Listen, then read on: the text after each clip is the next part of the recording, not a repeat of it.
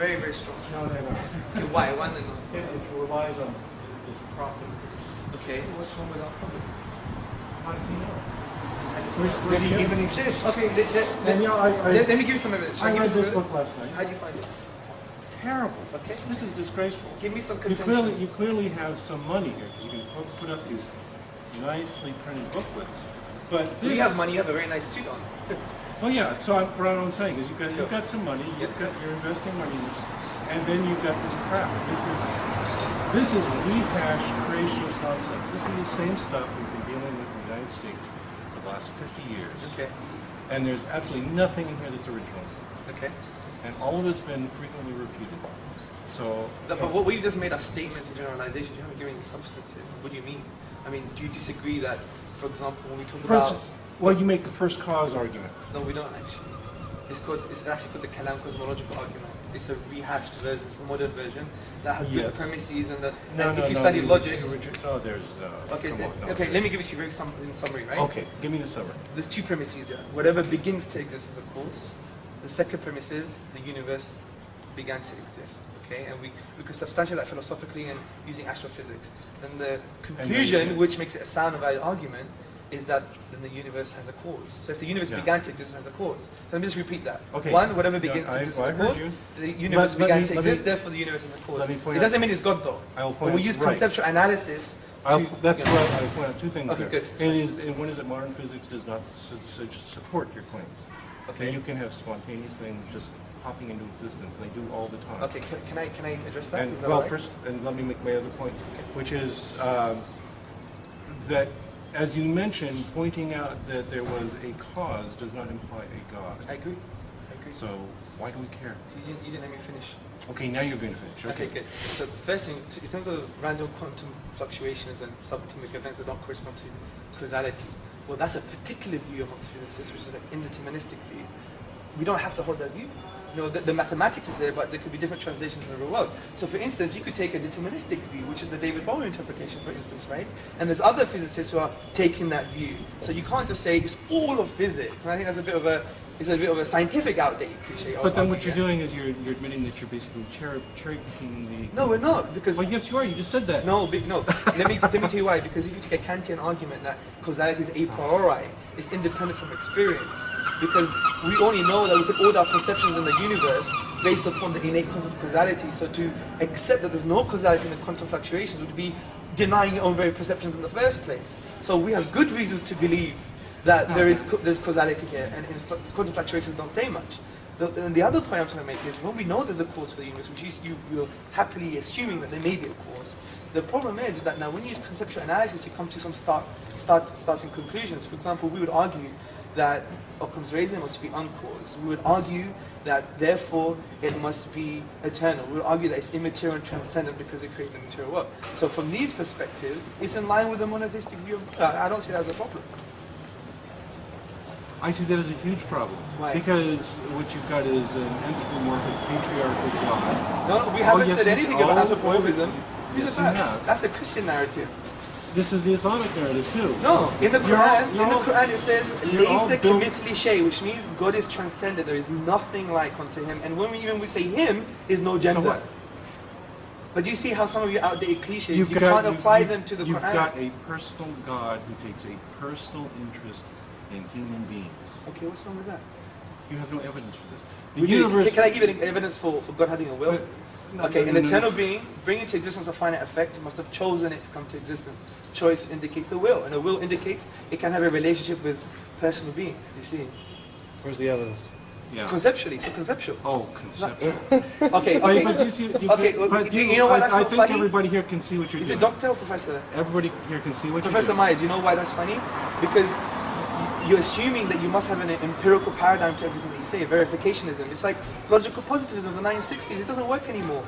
I'll give you an example, because empiricism can't even prove logical truths like numbers. Numbers are conceptual. They're necessary truths. So we can't laugh that there's no physical evidence for numbers. You see the point? Do you understand the point here? I wonder if I can get in a few words. Yeah, sure, go for it. We'll see how far I get. I think everybody here can see exactly what you're doing. Yeah, that's fine. That what I do is mention something and you immediately interrupt and you give me this. No, I just want to address it. That's I want to let him finish. Case proven. And that you immediately interrupt and you throw out this long series of philosophical gagaga, which is completely irrelevant to your premise. I don't care about this philosophy. Okay? Philosophy is a useful tool for generating good questions, but then science is what answers them. Science does not meddle in proofs. So when you keep talking about proofs, you're just going right over my head. I don't care. Proofs don't matter.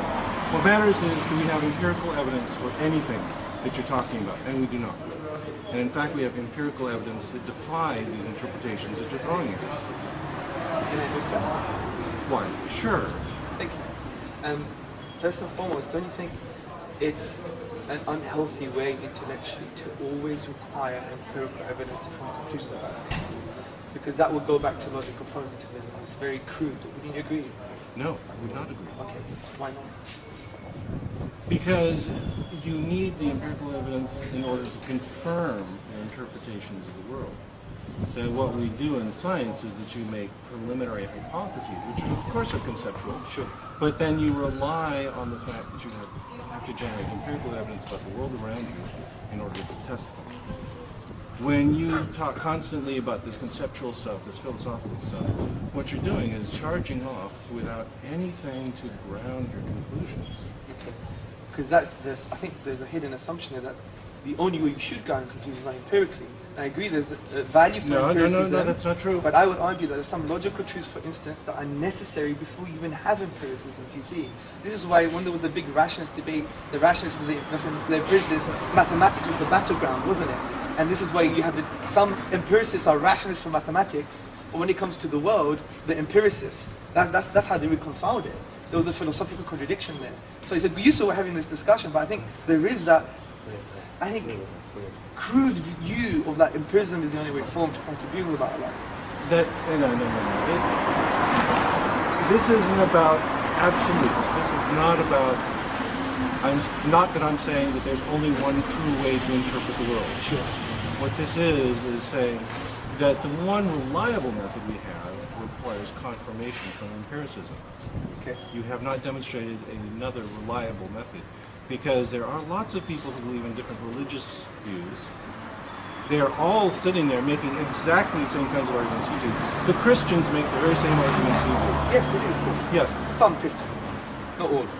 Most Some of them just have faith or just blindly believe it. But the point is that you are both using the same methods and you are arriving at completely different conclusions. Yeah, I agree. Can I tell you why I agree with you? Okay, go ahead. The reason I agree with you is because, see, we've got one aspect of the philosophical justification for the existence of a creator cause, whatever you call it. Now from that, then you have the concept of revelation, the concept of text that is claimed to be from the divine. Now, we would humbly argue that, the Quran, which is the book of the Muslims, we would say is a very intrusive text. It's an imposing text, right? But this imposition, we would argue, is positive because, frankly, I think it just makes you think. For example, the Quran says, أَفَلَا تَعْقِلُونَ? Do you not use your brains? يَتَفَكِّرُونَ, for those who reflect, deep reflection. The Arabic word here means to really reflect about the implications of something. But the Quran goes further than this, which is quite weird from a religious book, from a secular perspective. It actually says, if you don't believe it's from the divine or from the supernatural, then challenge it. So what we would argue humbly is that there are no naturalistic explanations for certain statements in the Quran. For instance, some statements in the Quran that they mention geology and concept of isostasis, for instance. Concepts of that the mountains have like root-like structures, which we just found out recently. If you go to the book Earth by Dr. Frank Press, it concludes that. So how could a desert Arab who knew nothing about science and so primitive that, for instance, they used to believe mountains to keep the sky out, would come to such conclusions? We would humbly argue philosophically, we exhaust naturalistic explanations, so it's a signpost to the transcendent. Do you appreciate that? No. I've read these same interpretations. Okay. In particular, the ones I'm really interested in, because I'm a developmental biologist, sure. Keith Moore's nonsense, total bullshit that he talks about. You disagree with Keith Moore? Why is that nonsense? Yes. Why is that nonsense? I've read those sections of the Quran. Do you disagree with the stages of embryology? The Quran, the yes. seventh? Yes, so the Quran is babbling. It's throwing out these very vague, fuzzy descriptions of the embryo looking like chewed flesh or whatever. Oh no, I'm not talking about that. I'm talking about That's what I'm talking about. I'm talking about specific stages of embryology. For example, the bones are formed first. That's what Dr. Keith Moore was talking about. Yes. 7th week, and then the muscles are formed in the 8th week. We have a series of very well described, very thoroughly analyzed steps in the development of the embryo. Right. And if you go to any embryology text, they will lay them out for you. Right. You cannot substitute the Quran for that. When you look at what the Quran says about it, it is vague, it is ambiguous. Sure. It's the kind of stuff that a desert nomad might guess about what's going on. I mean, I would disagree. I mean, wouldn't be able to guess the formation of the bones in the 7th week Yes. straight after. The word is summa in Arabic, straight after.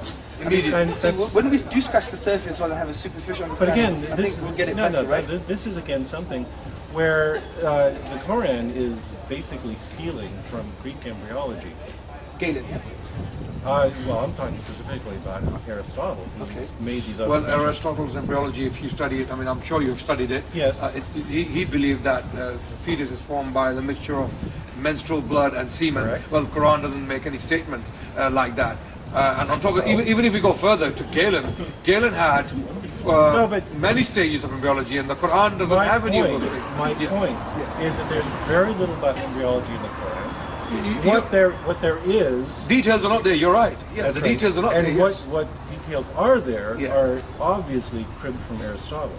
No, not at all. You can't make that link. The reason you can't make that link is because you would have to assume that the Prophet Muhammad, peace and blessings be upon him, would have known what was right, taken it, and then threw away what was wrong. I mean, that's a big assumption. You're claiming supernatural here. What I would say is that Muhammad was a man of his times, that he was consulting with scholars at the time, that these were ideas that were current and common. But there's no empirical or historical evidence for that. There isn't. But it's just an assumption. But that's faith. I have faith that the Prophet Muhammad borrowed things from scholars. Yes. That's faith. A man of faith, ladies and gentlemen. That is a reasonable assumption. No, the alternative is to assume but the history is counter to that. The history is counter to that. You see? You're saying that Muhammad was some kind of extremist living in a cave for all of his life? No, what I'm saying was, even if your assumption was true, it would still be incorrect because the scholars of science at the time had no idea. They had absolutely no idea what was going on with the science. They thought that mountains were keeping the sky up. And that's not true either. Exactly. But this is why that's not true what you're saying about the scholars of the time. In Arabia, definitely that was the case.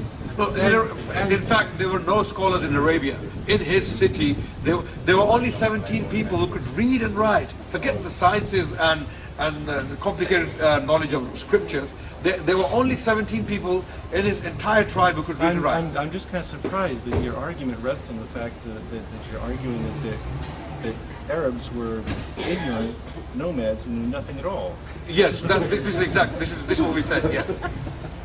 There were people who were many Europeans at that time as well. I mean, a lot of people. I think the historical evidence shows that there's much more trade and communication going on than you are giving people credit. Well, you can be ignorant and do trade. I mean, we have people doing trade today who are ignorant. And look at the bankers today, man. What they've done to us. They've kept all our money. And with trade comes information.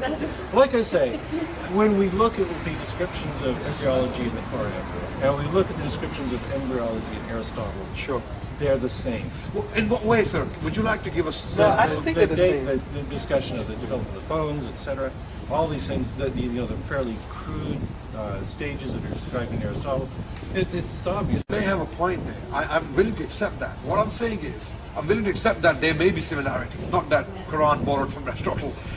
My contention is that the specific stages described in the Quran, how does that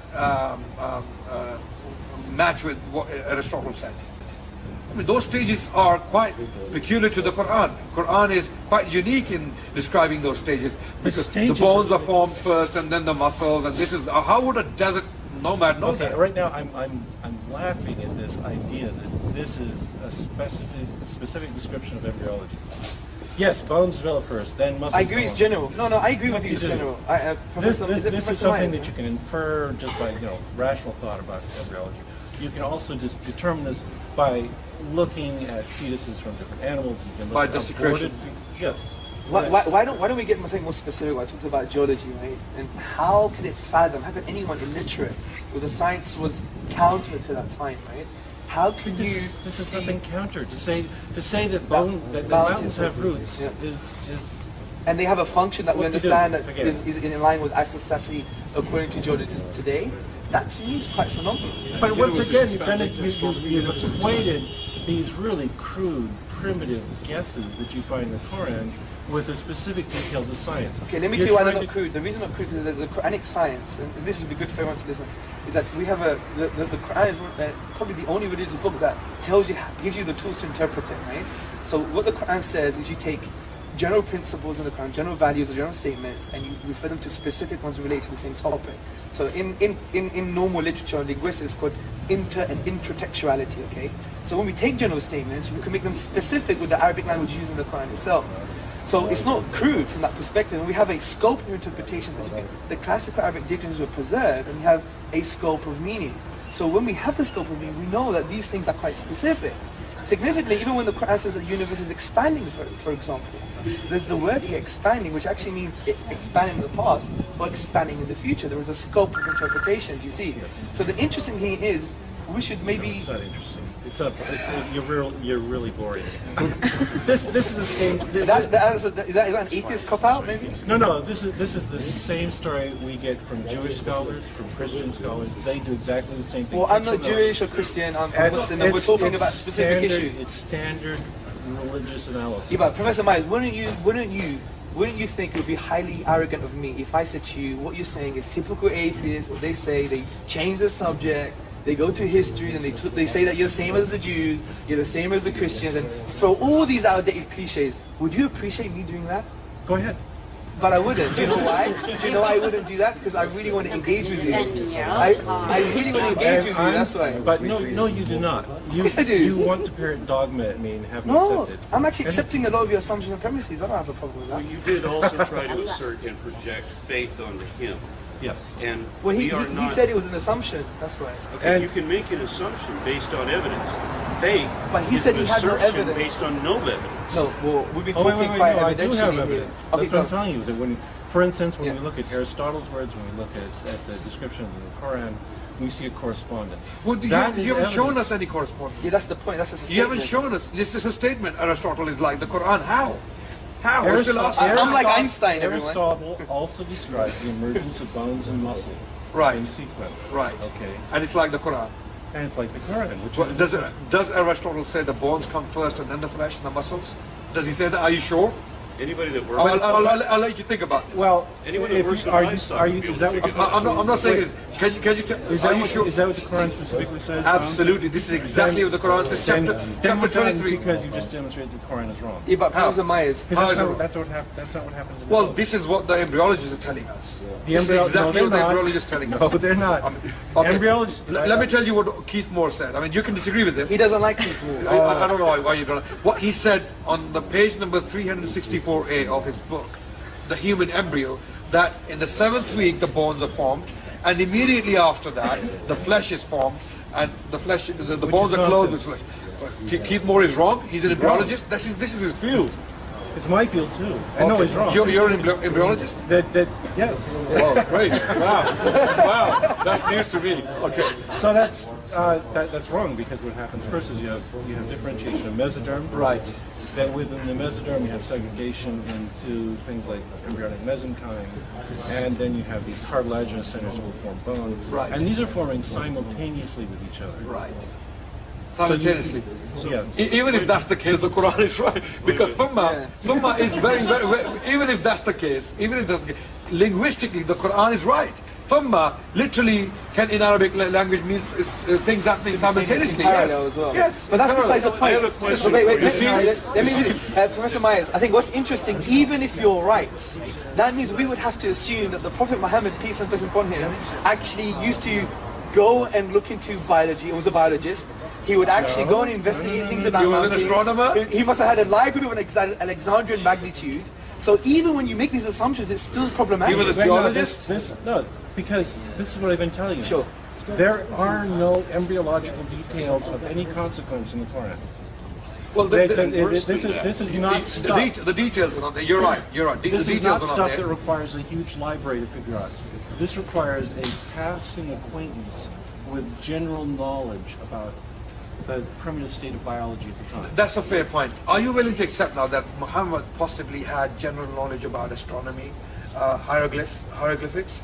He had knowledge of, for example, geology. Yep. He's talking about isostasis, something about isostasis. Okay, so he must have been going around studying with some scholars in Arabia.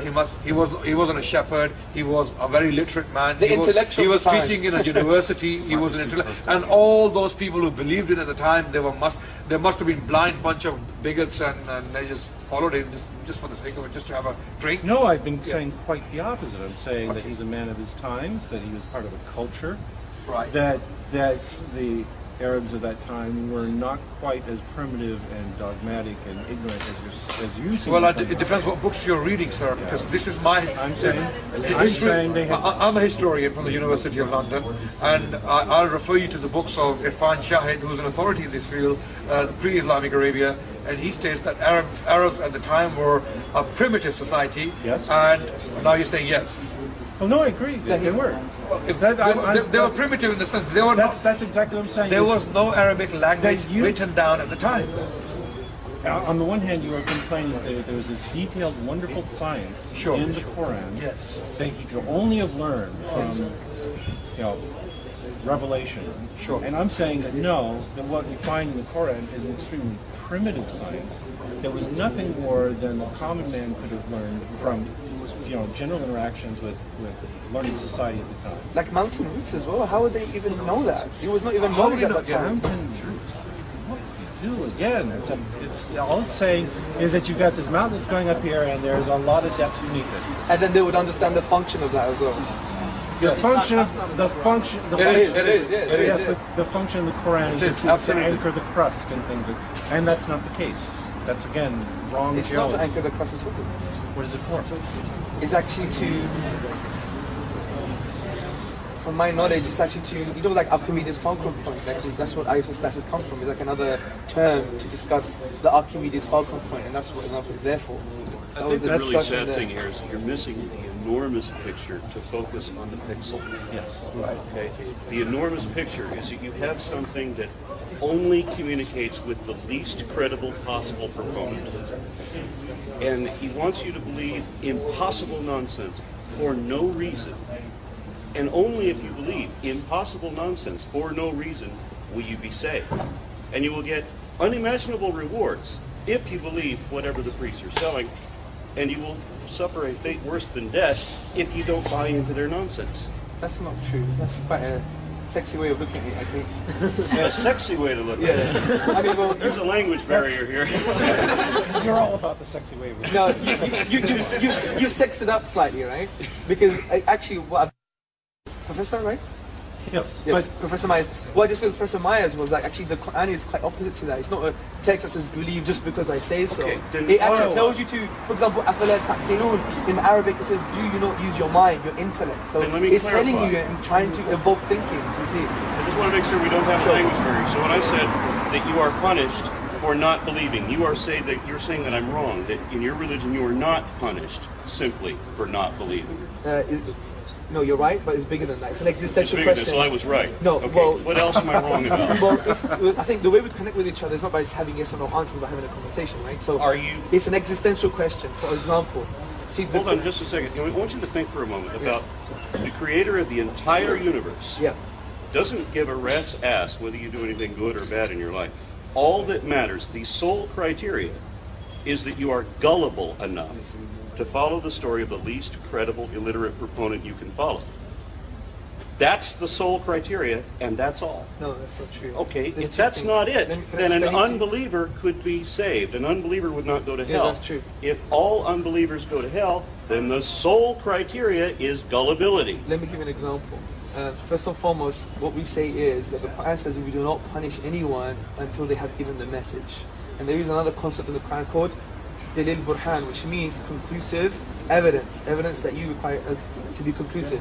Now the second thing is because the message is good for you. That's why. And we've seen that in history. So no, Now I can't. well, maybe no. There's another point. Let's not get stampeded. One second. No stampedes. Okay. The other point is an existential question because we believe in Islam of this philosophical principle called the fitra. Fitra means the innate disposition, and we believe that human beings have been created with the innate disposition to acknowledge oneness. Okay, it's a spiritual concept, the oneness of God. And what we say is when we deny ourselves, that's why the question who you are is an existential question in the Quran. Saying, who are you? Are you just a product of American society? Are you a product of capitalism? Are you a product of communism? Are you a product of the system? Are you a product of your parents? If you are, then who are you? You're just like a social biological robot that someone types in the code and you just act in accordance. And the Quran says, don't do that. Think about your reality. And it says, are you just going to follow your forefathers? And it says, literally, even if they were based on no knowledge, it's an existential question.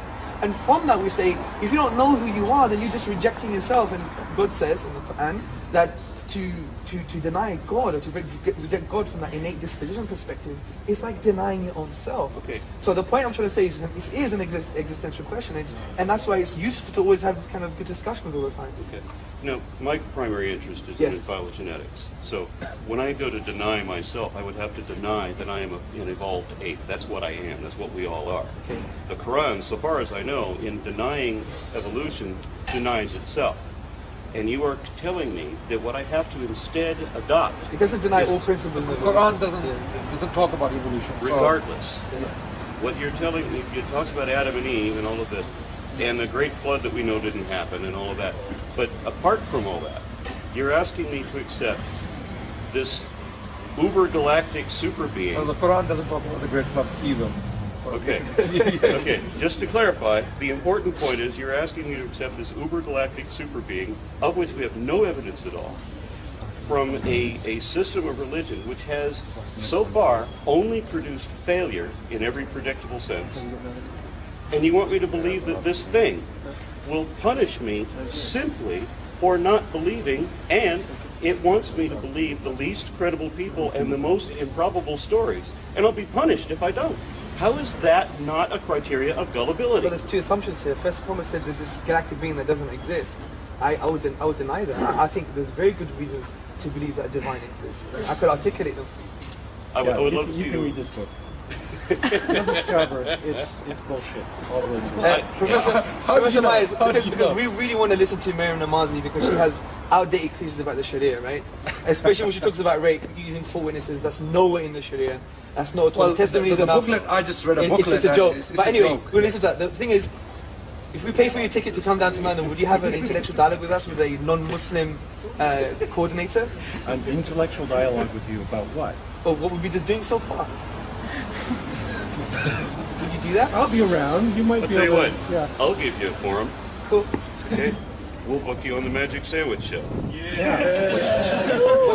What is that? Magic Sandwich Show. Yeah, we'll have you on the Magic Sandwich. Is that a real show? Yeah, it's a real show. Can I get a sandwich? And if you do, it'll cure you of cancer. Only if it's halal meat, right?